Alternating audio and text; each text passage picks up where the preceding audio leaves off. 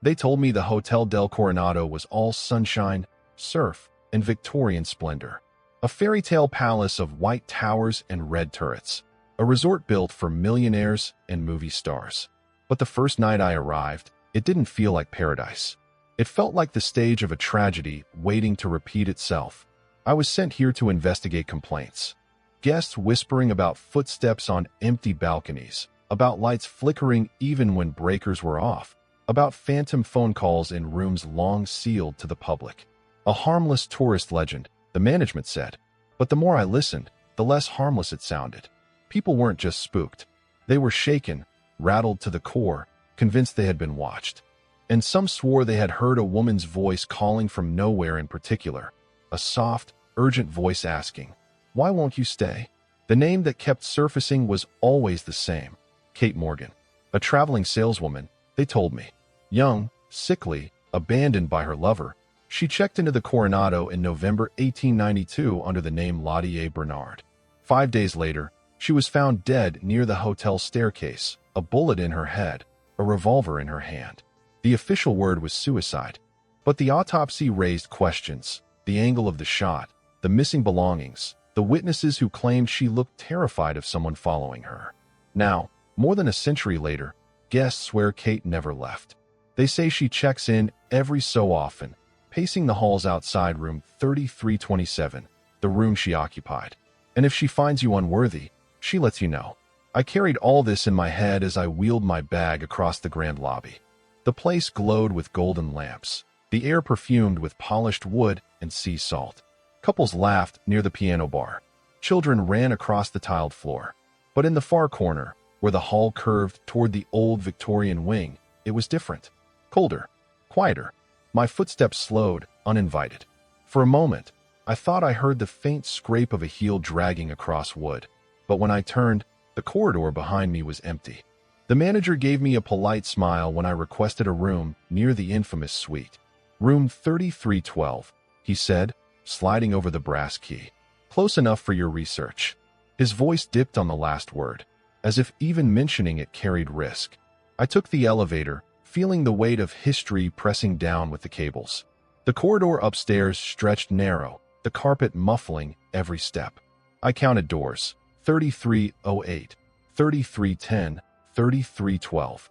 I unlocked mine, pushed inside, and flicked on the light.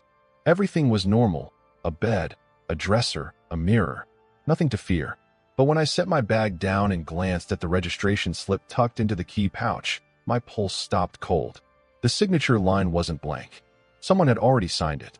The handwriting was sharp, slanted, and unmistakably feminine. It read, L. A. Bernard. The name Kate Morgan used the week she died, and I was the only one who should have been here. I stared at that name on the registration slip far longer than I should have. L. A. Bernard. I told myself it was a prank, a flourish added by some bored desk clerk to keep the legend alive. That's what skeptics do. We explain things away. But deep down, the certainty in those letters unsettled me. The handwriting looked too deliberate, too careful, as though written for my eyes only. I shook it off, tossed my bag onto the bed, and forced myself to go through my ritual. Every time I investigate a so-called haunting, I establish a baseline, what the room feels like under normal conditions. I switched on the lamps, opened the bathroom door, tapped the radiator pipes, tested the window locks.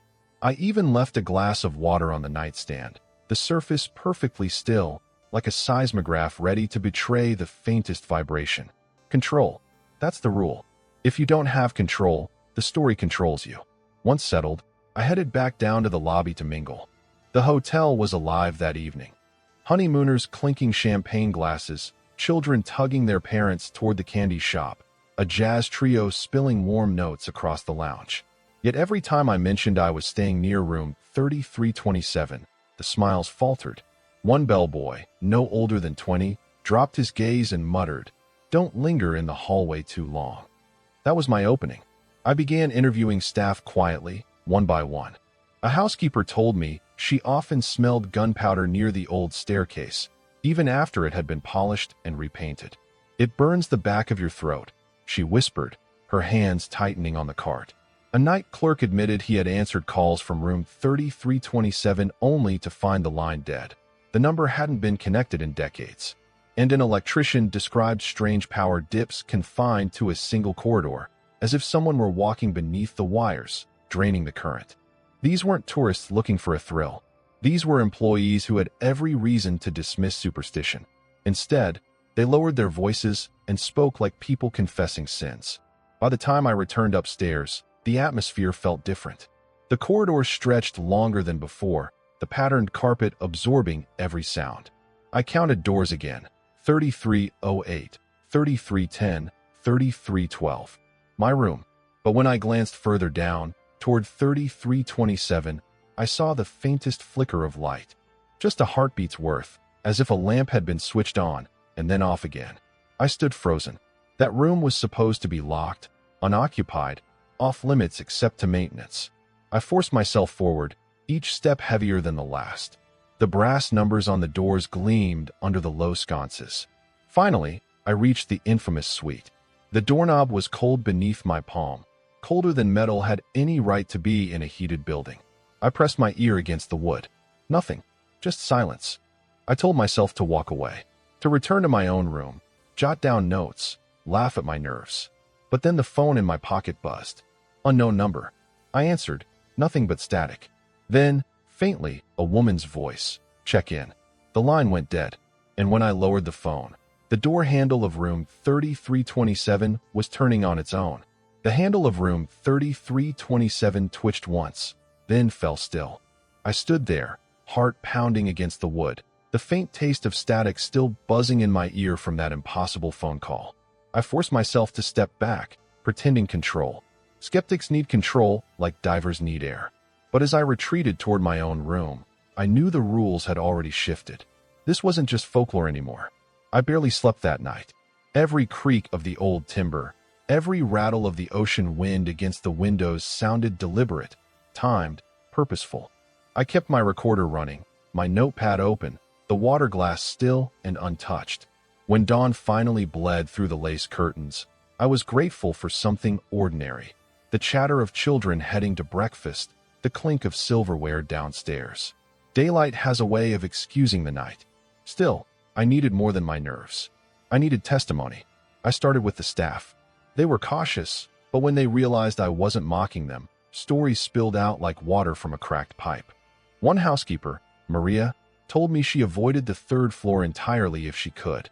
Sometimes the air there feels heavy, like walking into a room full of smoke, she said.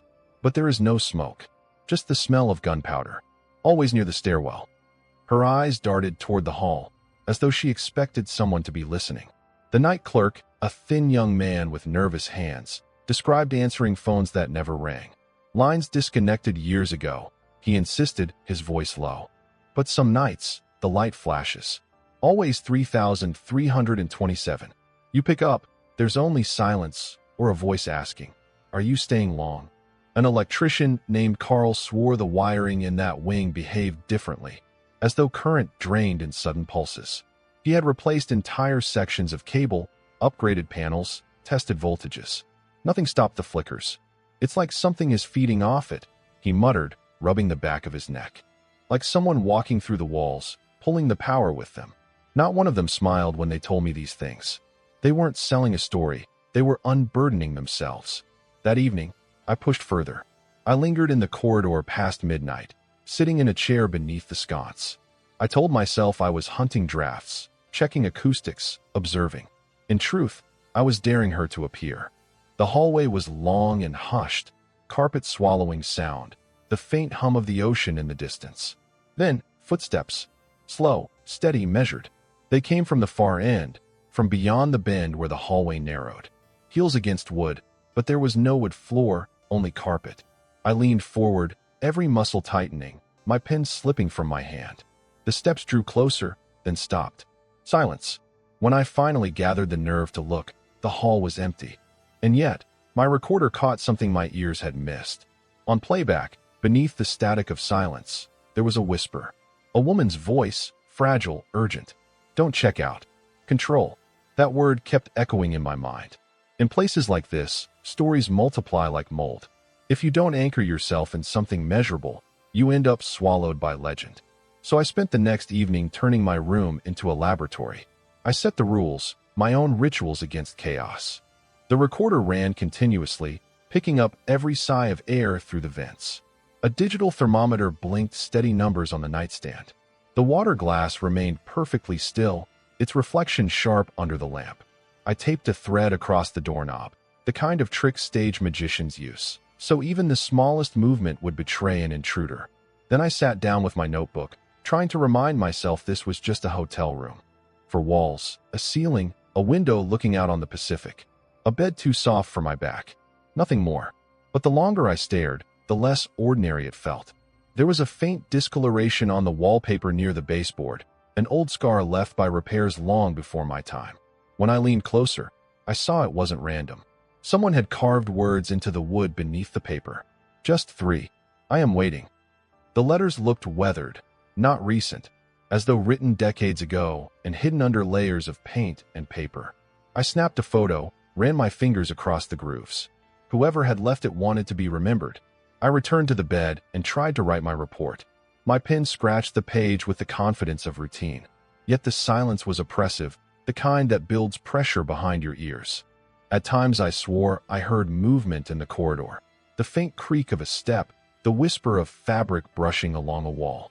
Each time I checked, the hallway was empty. Around midnight, the air grew colder. I checked the thermostat, still set to 70. My thermometer on the nightstand told a different story, 58, then 56. The water in the glass rippled as though disturbed by an invisible fingertip. I forced myself to breathe evenly, to remember this was why I came. Not to chase shadows, but to document them, to measure, to test. Then, without warning, the phone rang. The sound jolted through me like a live wire. The room's phone hadn't worked for years, according to the staff. Yet here it was, bell clanging sharp in the silence. I stared at it, willing myself not to answer. My rules were clear: observe, record, don't engage. But my hand betrayed me. I lifted the receiver. Static. Then, a woman's voice, faint but clear. "Why are you here?" I froze. Before I could speak, the line went dead. I set the receiver back into its cradle with deliberate care, every muscle trembling. The thermometer flashed again, 52. And then, from the corner of my eye, I saw movement in the mirror across the room. Not my reflection, hers. A pale figure standing behind me. I didn't sleep after the mirror. How could I?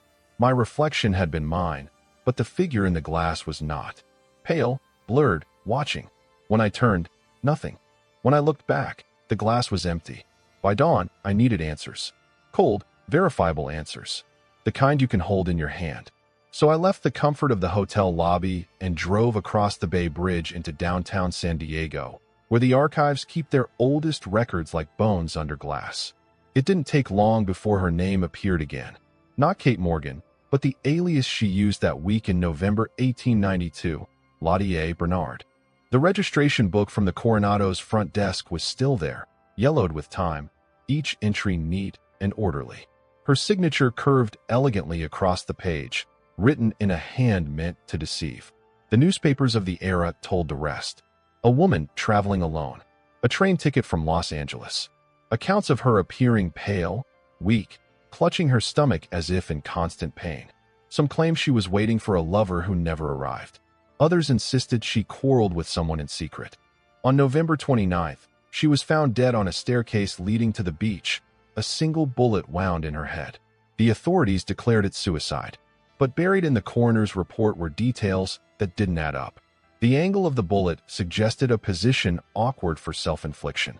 The revolver found beside her contained only one spent round. Yet witnesses claimed she had purchased cartridges in town the day before. Where were the rest?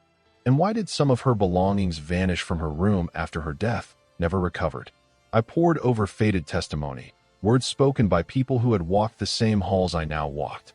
Several remembered a man in a dark suit seen shadowing her in the days before her death. One bellboy swore she told him she feared someone was following her. The official records never mentioned him again. The more I read, the clearer it became. Kate Morgan's story was not neat, not closed, not suicide tied up with a bow. It was messy, it was violent, and it was unfinished. I returned to the Coronado that evening with copies of the reports in my hands. My thoughts nodded. If her death was never truly solved, then perhaps that was why she still lingered. Not to terrify tourists, but to testify. To repeat her final days until someone finally listened. I spread the documents across the desk in my room like a detective piecing together evidence. The glass of water on the nightstand trembled once, then again. I didn't even need to check the thermometer. I could feel the cold pressing in. I lifted the photograph of her, the only known image, a portrait with sad eyes and a faint half-smile. I set it against the lamp for light, and that's when I noticed something impossible. The photograph fogged at the edges, as though someone had breathed on it from behind the frame. Letters began to form across the glass. Not written, but revealed. 3 words. He was here. Night fell hard, dragging the hotel into silence. The laughter from the bar faded. The piano player stopped mid-song, and the great Victorian wing felt deserted. I returned to my room with the documents spread across my desk, testimony, autopsy reports, and the photograph that had whispered its impossible message. He was here. I kept repeating my rules, like a mantra against fear: measure, record, control. But the more I repeated them, the less convincing they sounded. By 11, the thermometer on my nightstand dipped again. 70 in the lobby, 60 in my room. The water glass quivered as if stirred by a hand I couldn't see. I steadied myself, checked the thread across the doorknob. Still intact. No one had entered. Then, footsteps. They started faint, distant, at the far end of the corridor. Not random creaks of old wood, but a deliberate rhythm. Heel toe. Heel toe. Each step measured. Each step closer. I pressed my ear to the door. The footsteps passed my room and stopped outside 3327. Silence followed, so deep I could hear my own blood in my ears. Then, the unmistakable metallic click of a doorknob turning. Slowly, too slowly, I opened my door a fraction, peering into the hallway. Empty. The lights buzzed faintly, shadows stretching too long for such narrow sconces. But when I looked at room 3327, the handle was moving. Back and forth, like someone testing the lock from the inside. I raised my recorder, whispering into it. Activity at 12:14 a.m. Door handle of 3327 turning. My voice shook. I hated hearing it shake. Then the phone in my room rang. The shrill bell tore through the silence. I jumped, dropped the recorder, and lunged for the receiver. My instincts betrayed me again. Hello. My voice cracked. Static. Then, her voice, unmistakable, soft but sharp, close as breath. Check in. The line died. I stood there, receiver pressed to my ear, listening to nothing. My reflection in the darkened window stared back at me, pale and stiff. Then the sound returned, not through the phone, but through the air itself. Footsteps again, this time inside my room. The floorboards shifted near the dresser, the faint impression of weight pressing down. I backed toward the bed, my eyes fixed on the mirror. And she was there. Not fully, not solid, but an outline, the pale figure of a woman, hair pinned, dressed dark against her transparent skin. Her head tilted, her lips moving though no sound came. She raised her hand, pointing not at me, but at the stack of papers on the desk. The coroner's report. Her lips formed words I couldn't hear. I stepped closer, desperate, terrified. What are you trying to tell me? I whispered. The glass of water shattered. Not tipped, not spilled, shattered, as if struck from the inside. Shards sprayed across the nightstand. And when I looked back to the mirror, she was gone. But the papers on the desk had changed. The top sheet, the report, now carried fresh ink that hadn't been there before. 3 words written in elegant, slanted script. Find the bullet. The words haunted me. Find the bullet. They pulsed in my brain like a heartbeat. Ink still wet on the coroner's report that should have been untouched for over a century. I locked the papers away in my bag, as if distance could make them less impossible.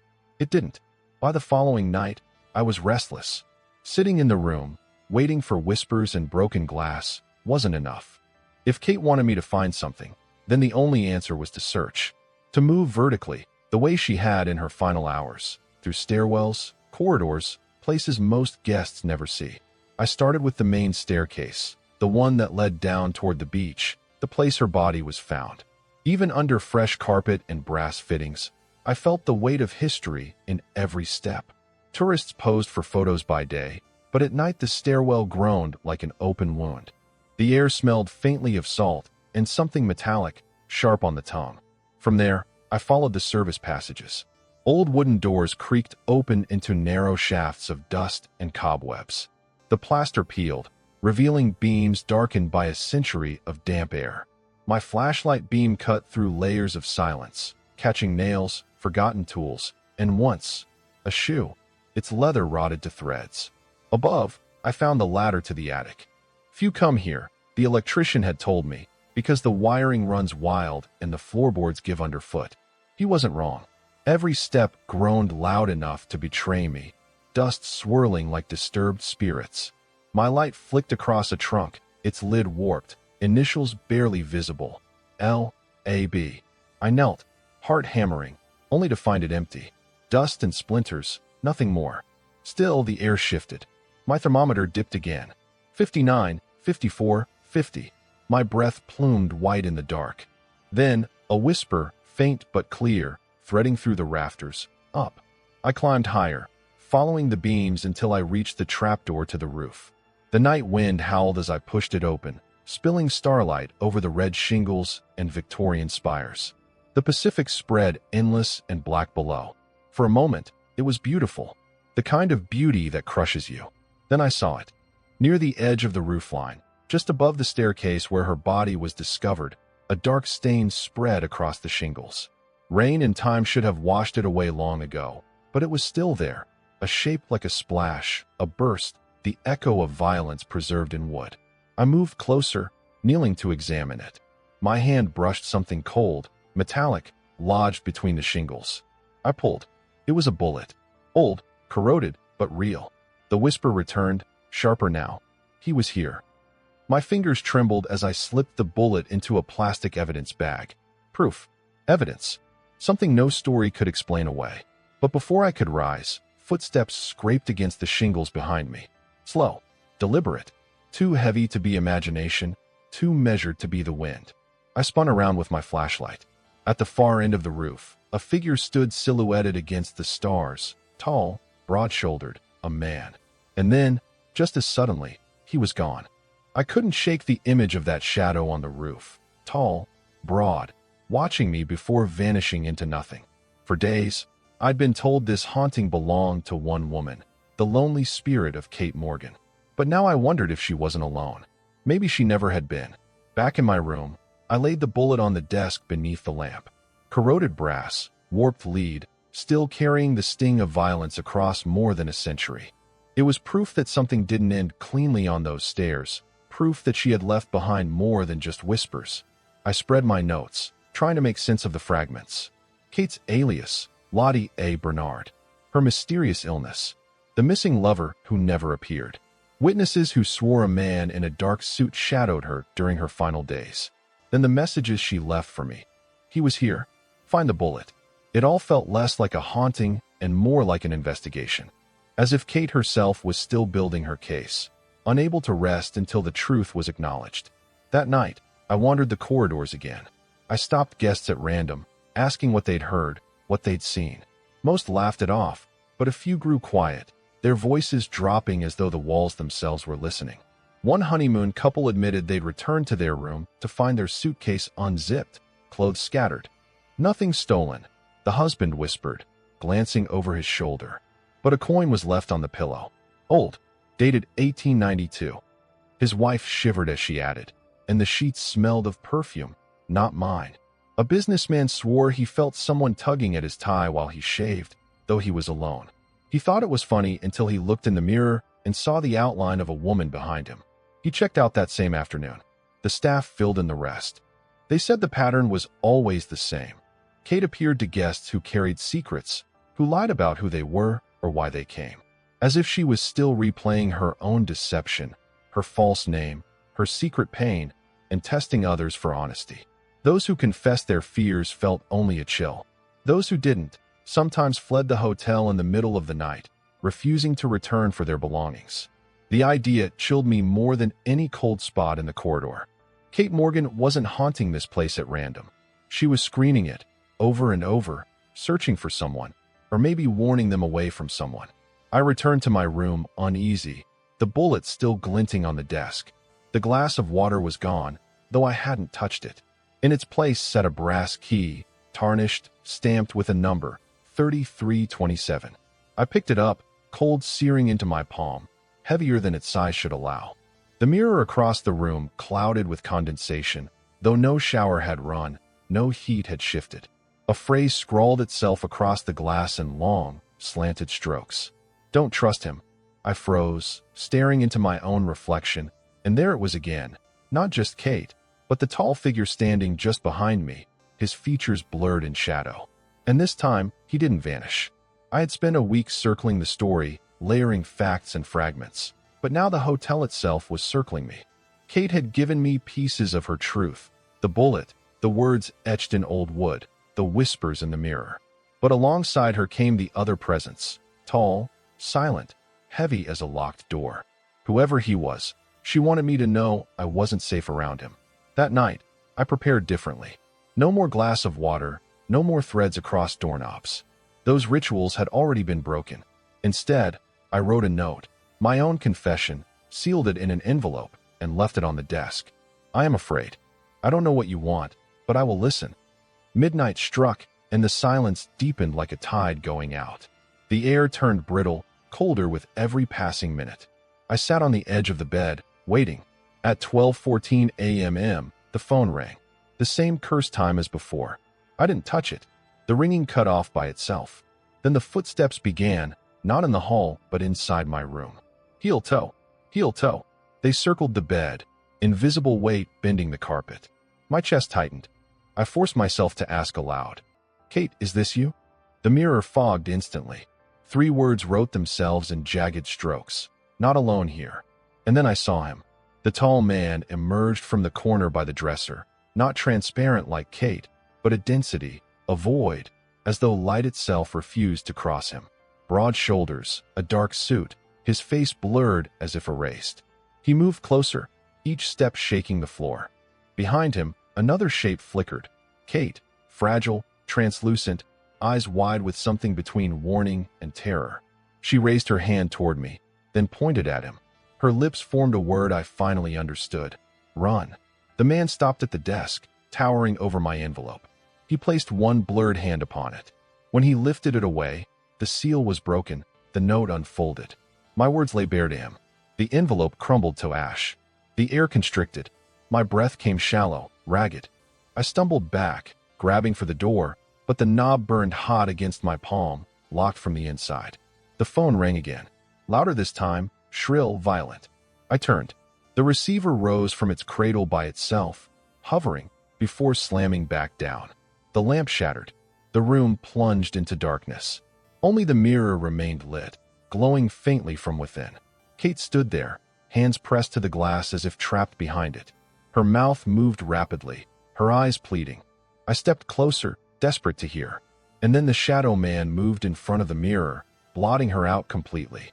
His head tilted, studying me. The ringing started again, not the phone this time, but inside my skull, a high electric whine. My vision swam.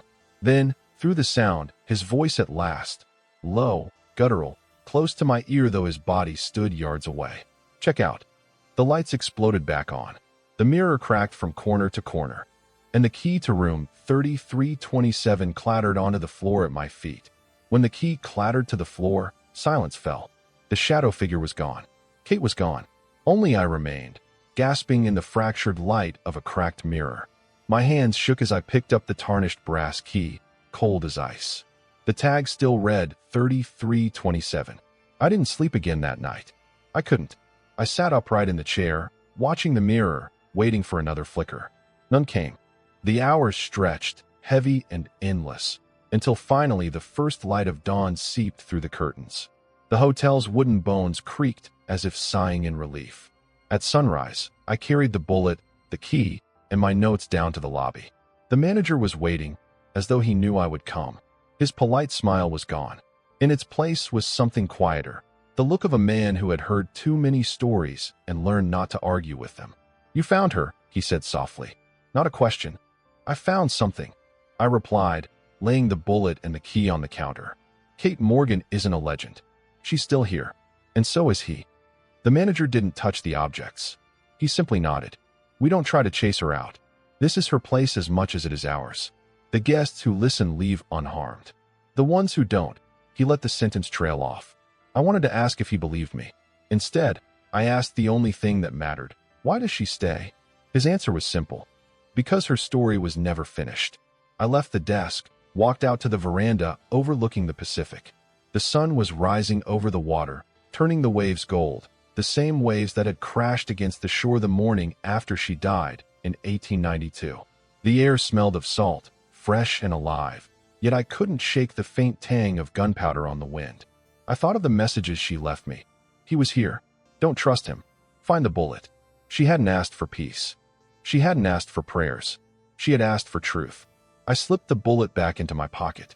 I would take it to a lab, have it examined, logged, maybe even compared with the original case file. Proof could still matter, even after a century. But the key I left on the railing. The brass gleamed once in the sunlight before a gust of ocean wind lifted it, carrying it over the edge. I watched it fall, tumbling toward the sand, disappearing from sight. Behind me, the lobby doors swung open with a sigh. For a moment, I thought I heard footsteps following me out, light, deliberate, feminine. I turned. The veranda was empty. Still, I spoke aloud, to the salt air and the echo of waves. Kate, I checked in. I heard you. A gull cried overhead, sharp and distant.